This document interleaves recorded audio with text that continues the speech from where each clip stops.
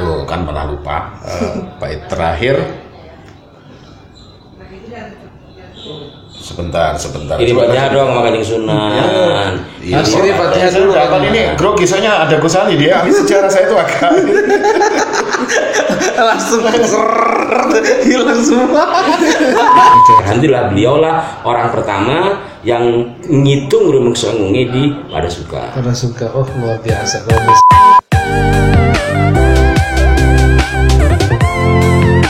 Bismillahirrahmanirrahim. Assalamualaikum warahmatullahi wabarakatuh. Waalaikumsalam.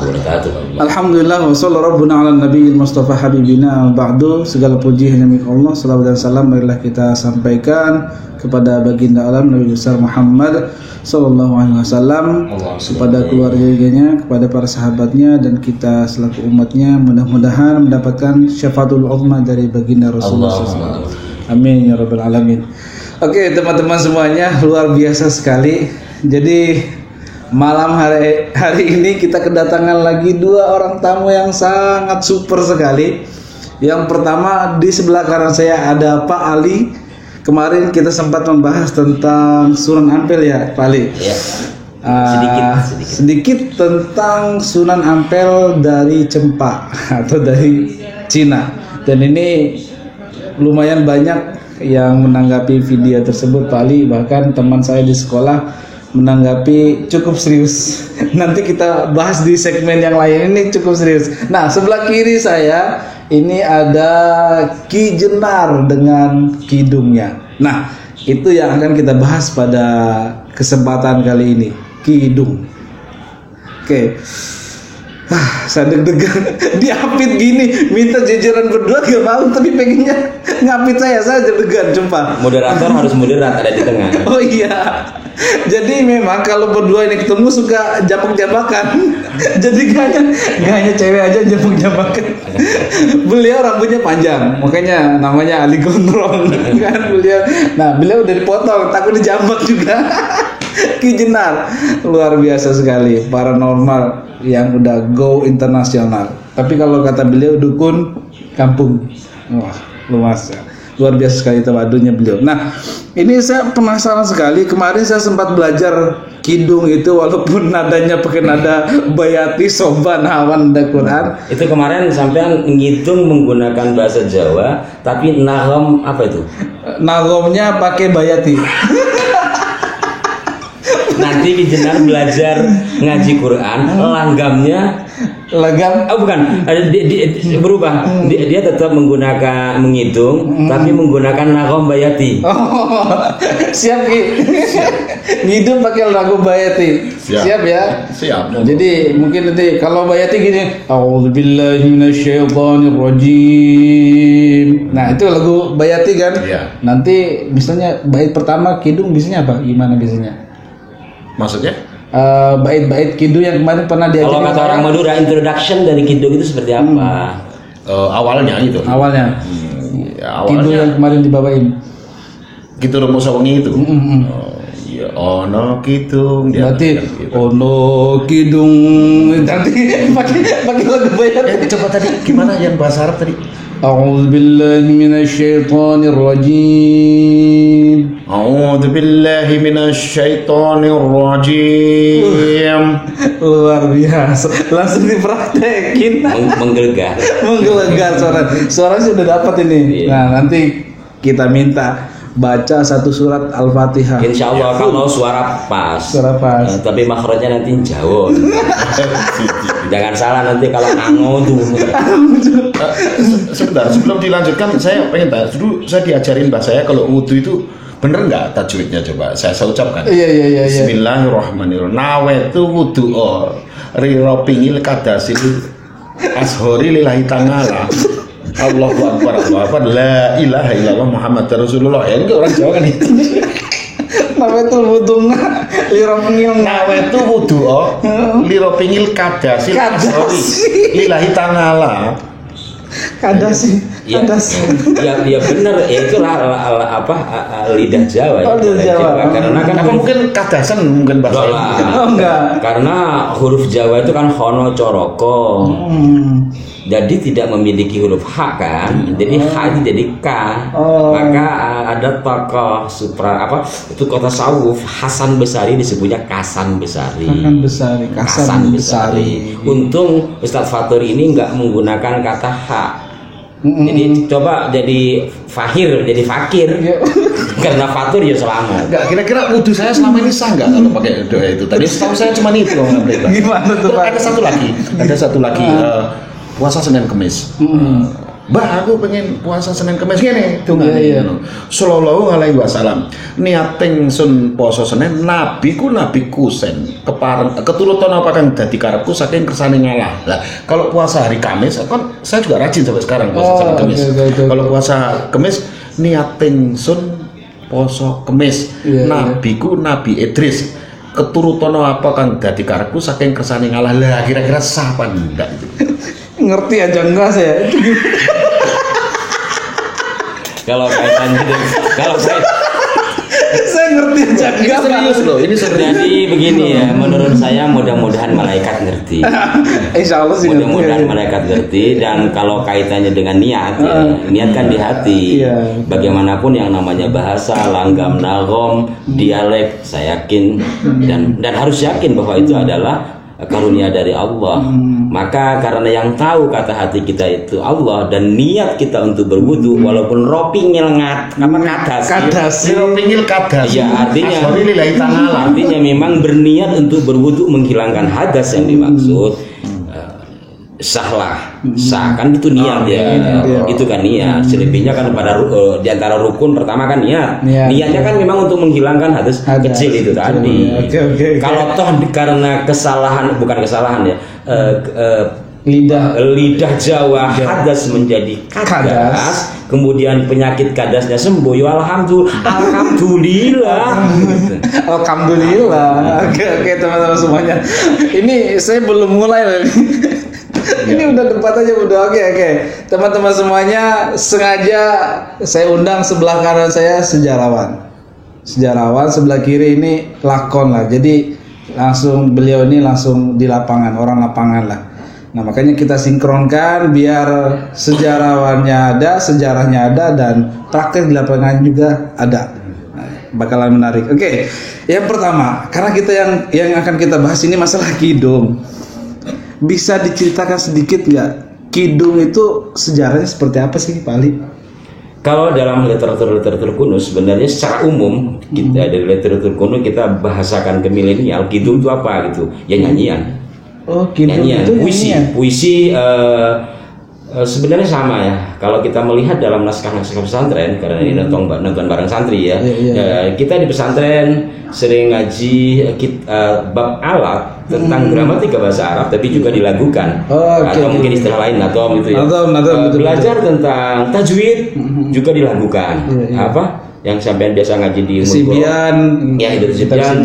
Kemudian juga ada Aqidatul Awam berbicara tentang akidah dan sedikit sejarah tentang Nabi dan doa, juga menggunakan nyanyian atau kalau dibahasakan umum adalah kidung. Maka kidung sepengetahuan saya adalah puisi berlagu era pada masa itu untuk menceritakan sesuatu peristiwa. Contoh kidung Sunda menceritakan tentang peristiwa pada abad Majapahit dan Pajajaran saya lupa abad berapa. Kemudian nanti ada juga kidung yang secara khusus memang dicipta untuk berdoa. Mungkin kayak kalau kita kaitkan dengan karya Al-Bushiri, Al-Burdah. Di Burdah itu kan sebenarnya macam-macam, ada kidung cinta di situ. Iya betul. Dan kidung cinta itu bisa menjadi mahabbah atau pelet, tapi jangan diamalkan teman-teman santri ya. Di situ ada. Dan saya pernah praktekkan. Ini tunggu sebetulnya. Saya pernah praktekkan. Gus itu rahasia, janganlah, biar cukup kita aja yang tahu. Annal khutbah, gitu kan?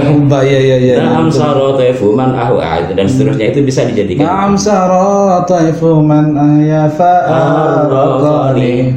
Oke. Tapi nanti kalau gagal ada. Kalau gagal merayu perempuan dengan salah satu bacaan di Aqidatul Awam itu nanti ada. Oh iya? Ada. Ada. Caranya ada. Oke. Jadi itu pernah saya praktekkan tapi tidak lulus. Oke. Ya nafsu la taqnati min zallatin adumat. Innal kaba'ira fil ghufrani kallamami. Wahai jiwa kau jangan gitu loh. Siap.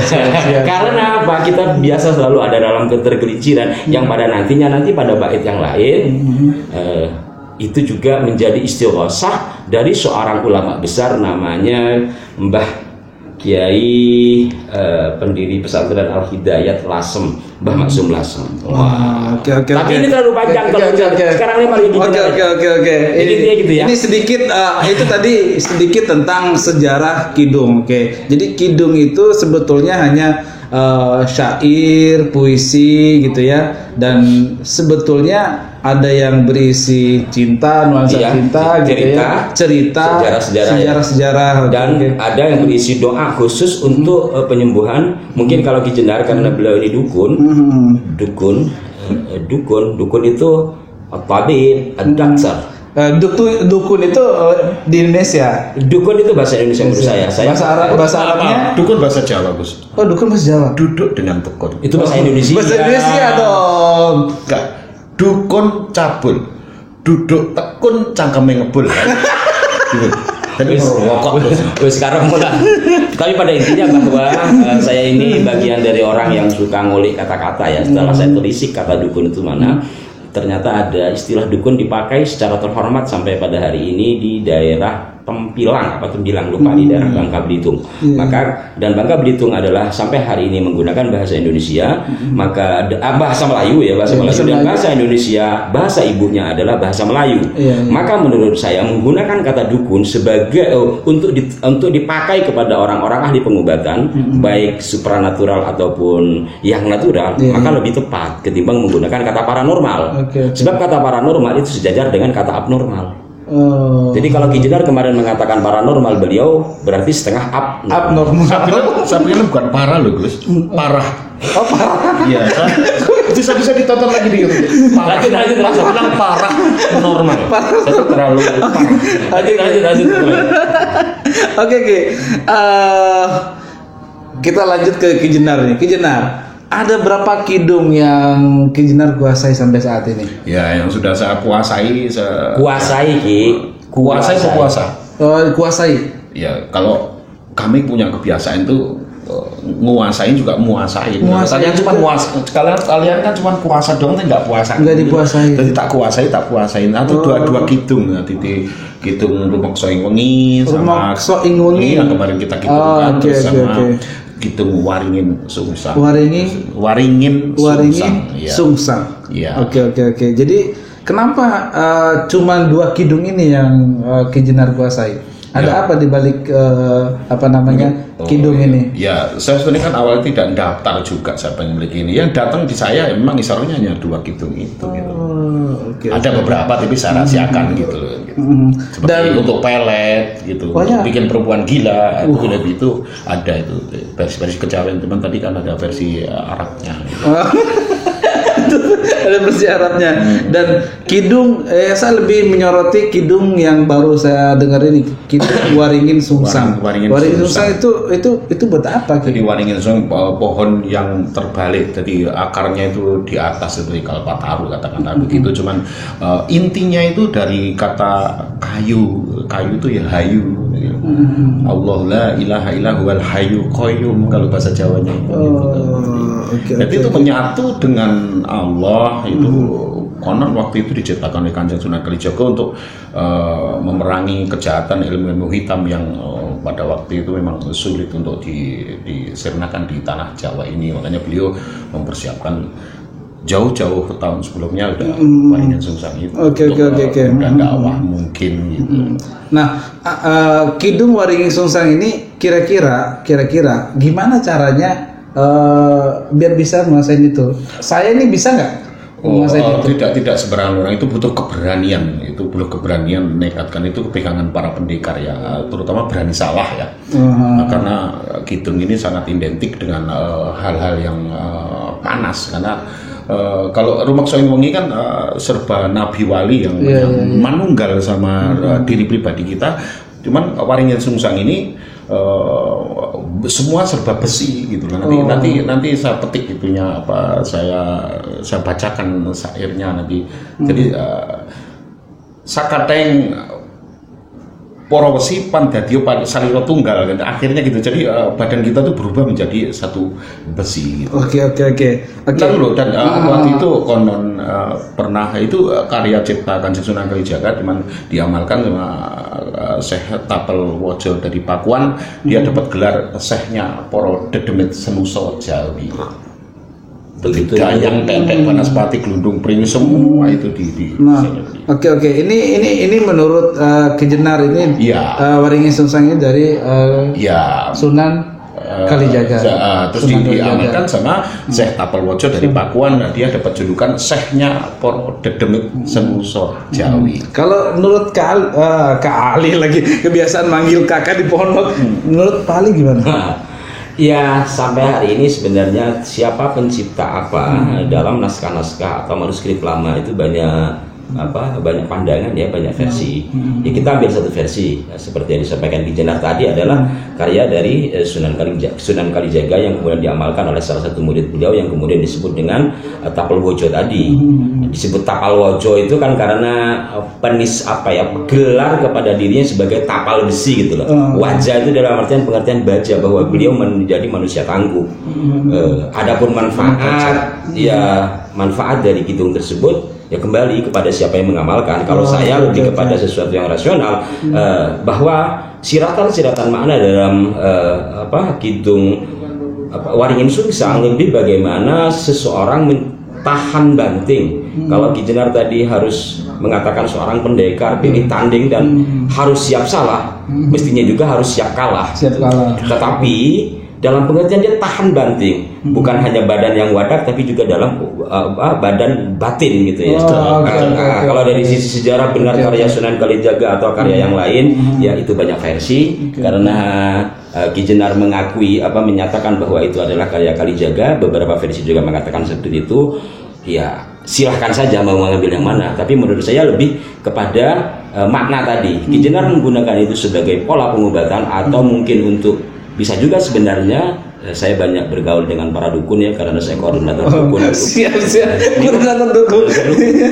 Iya benar. Kalau koordinator dukun bahasa Arabnya apa? Bahasa Inggrisnya apa itu? Intinya apa? Ghostbuster.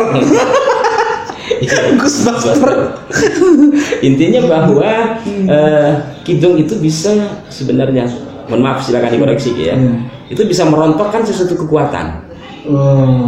Merontokkan suatu kekuatan besar dengan kidung itu dengan cara tertentu menurut orang tertentu.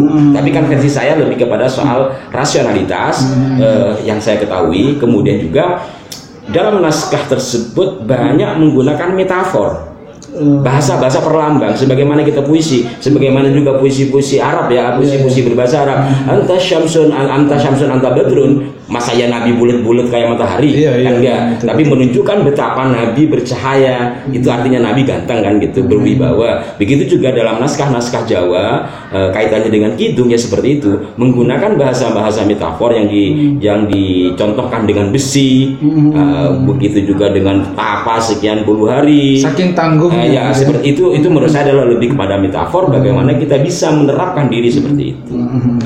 Terus ini juga logika loh, karena ini kan bukan bentuk fisik, namanya juga Waringin Sungsang. Akarnya di atas. Jadi namanya jagoan yang sebenarnya itu wani ngalah, Ustaz. Wani ngalah luhur wekasane. Ngalah loh, berarti ngalah kan gitu loh. Nah itu baru lulus uji memiliki ilmu ajian Waringin Sungsang yang sangat hebat ini. Kalau dia sudah berani wani ngalah. Wani ngalah luhur wakasane. Siapa berani ngalah tuh akan luhur ngalah. Oke. Sebelum kita diskusi lebih jauh, saya minta tolong bacain Waringin Sungsang. Iya. Oke ya, tapi nggak usah saya lakukan jadi. Oke.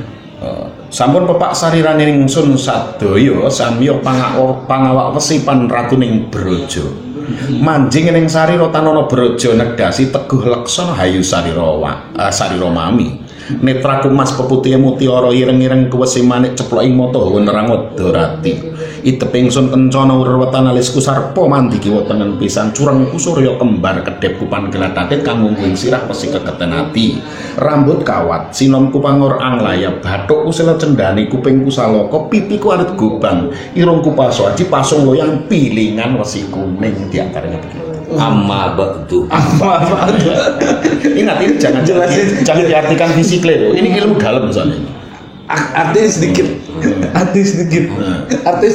Nah. Saya nggak ngerti itu bahasa Jawa semua saya orang Bima. Jadi sudah saya ngerti. Lengkaplah semua jenis besi termasuk wojo pilihan besi pinileh itu lengkaplah sudah menyatu ke dalam diri saya kan gitu artinya kan begitu. Jadi kita tuh nanti akan menjadi figur yang kuat lahir batin. Nah manusia itu yang cari hanya kekuatan lahir batin. Ya, jadi ustaz ya kalau nggak kuat lahir batin gimana? Wong 3 bulan udah nggak pada ceramah gitu nggak kuat lahir batin gimana? Makanya perlu mengamalkan waringin sungsang juga. Oke, gini deh. Pernah nggak Ki Jenar mengamalkan punya pengalaman tentang waringin sungsang ini? Iya mas, itu panas banget itu. Bawahnya panas kan serba sarpo pangawa wesi pan ratuning brojo. Jadi kita menjadi ratuning beraja. Ratuning beraja itu panas. Itu sangat mempengaruhi pola pikir, sikap dan segala macam. Tapi setelah mengamalkan munajat sudah nggak usah pakai adem badan. Oh siap. Nah, setelah munajat sekali lagi saya bisa menemukan bahwa sebetulnya namanya jagoan tuh dia adalah figur yang berani. Jadi nyungsang, wani apa? Wani ngalah, bakar luhur bakasannya. Nantinya bakar punya derajat yang luhur. Demikian mas. Ini saya mau tanya secara umum nih Kidung. Pernah nggak punya pengalaman pada saat ngidung ada orang kesurupan? Ya, seperti yang saya jelaskan kemarin, ada Gus Adi juga di majelis munajatnya Ustadz Muklis ya, ibu-ibu itu sampai saya dicekik pakai tangan kanan ibu-ibu itu, tangan kirinya ke leher Gus Ali. Iya. Tapi belum nyampe sih. Saya nyampe. Kalau dia nyampe, kalau saya kan enggak. Iya, saya kan santri mas. Jadi. Ya kalau kenapa nyampe ya? Karena dia bagian dari saya yang masuk. Ya. Berarti pengaruhnya luar biasa ya berarti. Luar biasa itu kalau dibacakan di alam bisa mendatangkan angin. Ya itu kembali kepada niat ya. Mungkin nama apa begitu ya. Atau mungkin bahwa kita itu apa kata bahasa Arabnya bahwa Allah itu apa kata kita gitu. Allah apa kata kerentak hati kita gitu. Ketika kidung waktu itu adalah rumuk soing wengi pada dasarnya secara umum memang dipakai untuk ruatan. Namanya juga menjaga malam, menjaga keadaan, menjaga kondisi. Secara umum yang saya tahu saudara-saudara saya di Jawa khususnya menggunakan kidung rumuk soing wengi itu untuk pengobatan atau ruqyah, entah itu penyakit termasuk corona sebenarnya. Ada juga untuk pengobatan kondisional itu dalam pengertian mungkin ada huru hara dalam satu desa dalam satu dibacain itu. Tetapi juga teman saya seorang ahli filsafat dan juga seorang pegiat tasawuf mengartikan kidung rumuk soing wengi itu kepada nilai-nilai sufistik.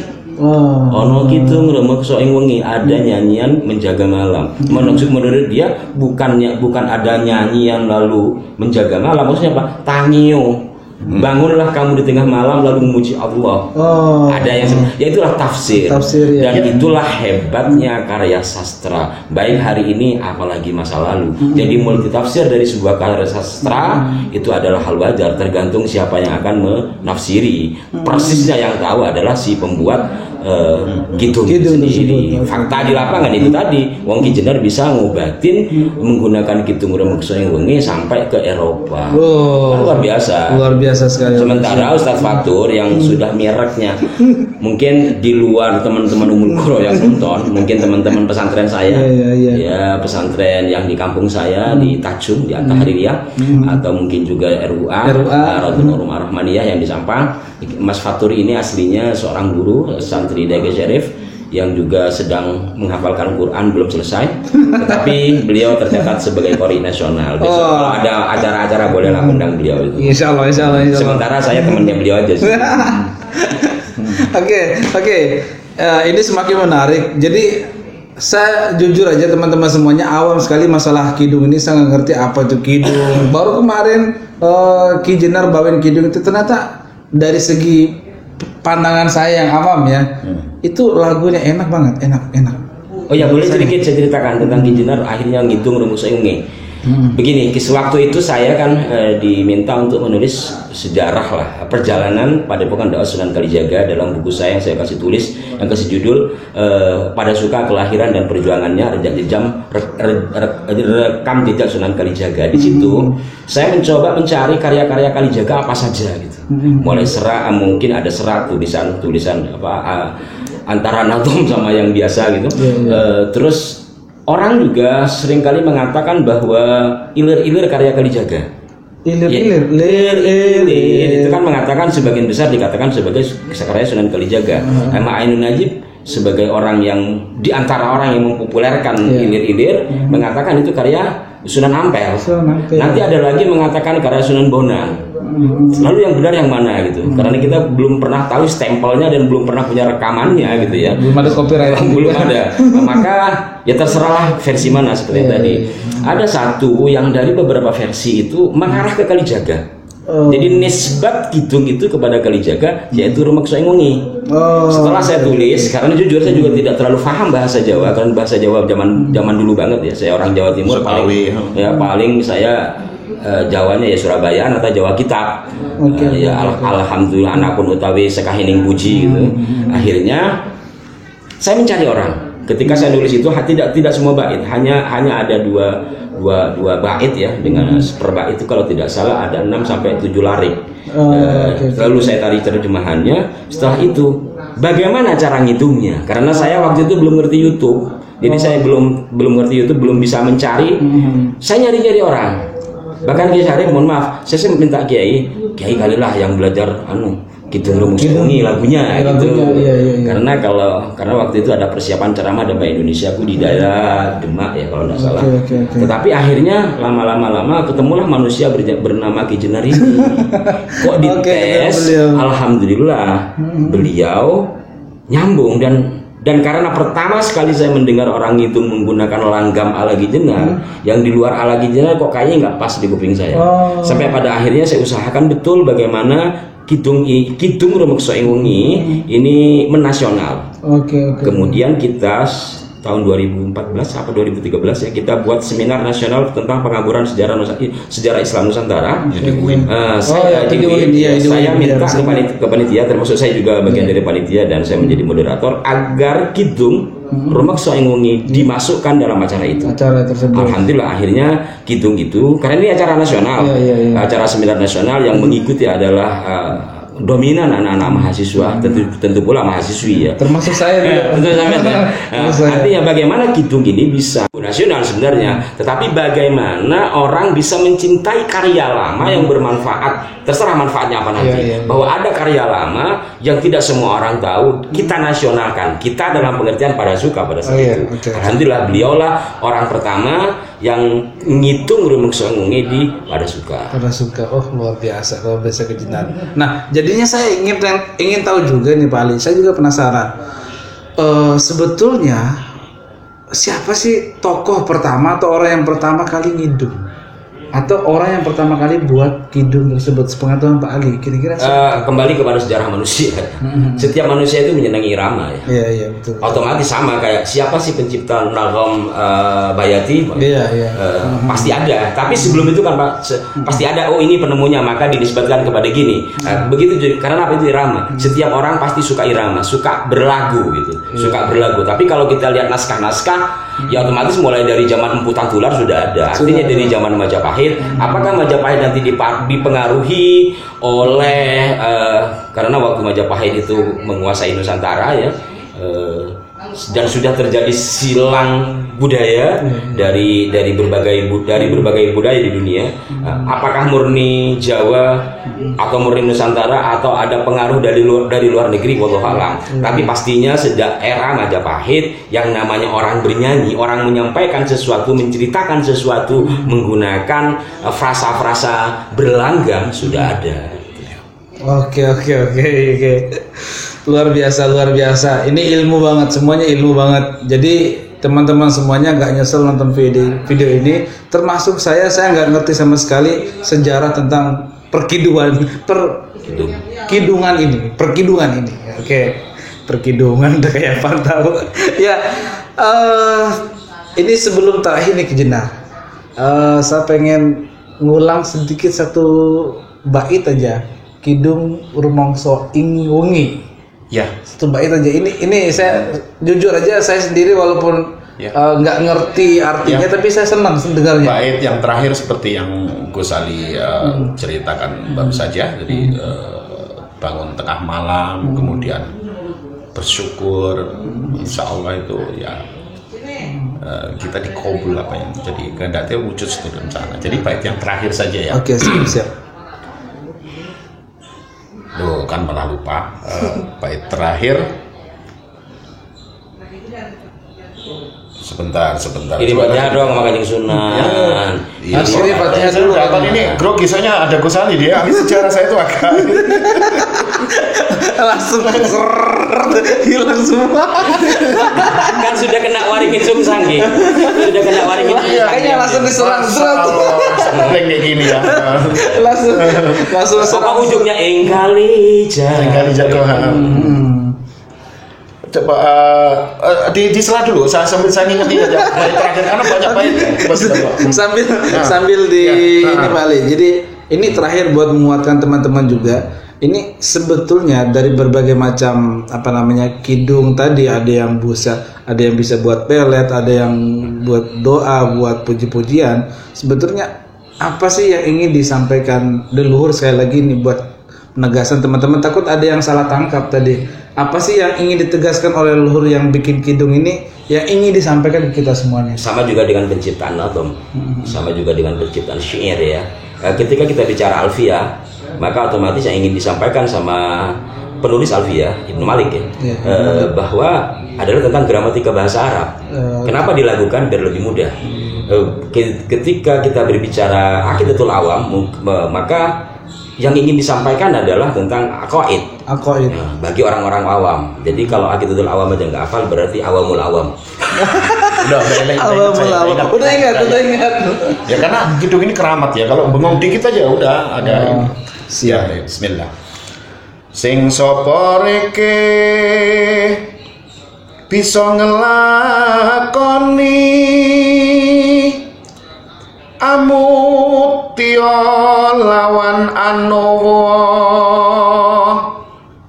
40 dina wae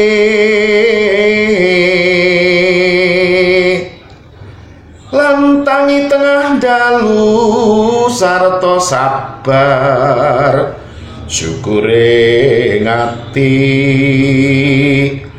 insyaallah tinekan sakersane ngreku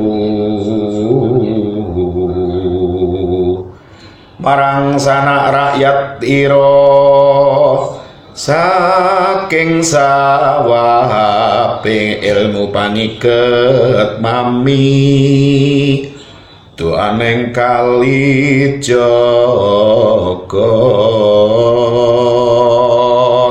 Demikian Mas. Ngerti nggak? Saya ngerti. Itu bait bagian menerangkan tata laku atau kaifiyah dari bait-bait sebelumnya.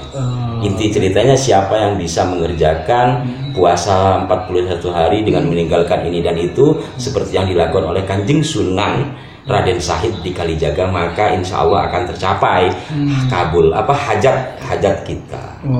Itu kan luar biasa kan? Luar biasa. Tengah dalu. Ya terserah nanti pengertian bangun tengah malam itu sholat tahajud atau buat vlog kayak Ustadz Fatur. Ya terserah lah. Intinya di tengah malam dia tidak tidur. Tidak tidur. Oke. Luar biasa sekali. Asli ini enak banget, saya suka banget. Makanya video yang kemarin itu pas kidungnya saya putar ulang-ulang karena memang nikmat sekali. Oke, teman-teman semuanya, terima kasih sudah berada di sini. Terima kasih Pak Ali. Bunga, masih ingat nggak? Ali Bunga, Ali Kembang. Atau teman-teman di luar sana, Gus Ali. Terima kasih banyak karena beliau ini dalam sekali pemahaman sejarahnya. Saya pengen undang sekali lagi untuk mengupas tuntas tentang apa sih tadi itu Sunan Ampel dari Tiongkok, dari Jepang, dari China. Cina atau Kalau bicara Cempa itu bukan Cina, Indochina. Okay, Kalau bicara Tiongkok nanti bisa disebut Cina. Bisa disebut Cina ya. Karena kan ya banyak versi lah. Kita kupas semuanya versi mana yang paling dekat dengan kebenarannya. Iya. Oke. Ki Jenar terima kasih banyak sudah bawakan syair kidung yang sangat luar biasa. Terima kasih banyak. Oke teman-teman semuanya, jangan lupa di subscribe channel ini. Mudah-mudahan ada manfaatnya. Itu saja dari kita. Wafaqanallahu wa iyyakum ila thoriqil qawim. Wassalamualaikum warahmatullahi wabarakatuh. Waalaikumsalam.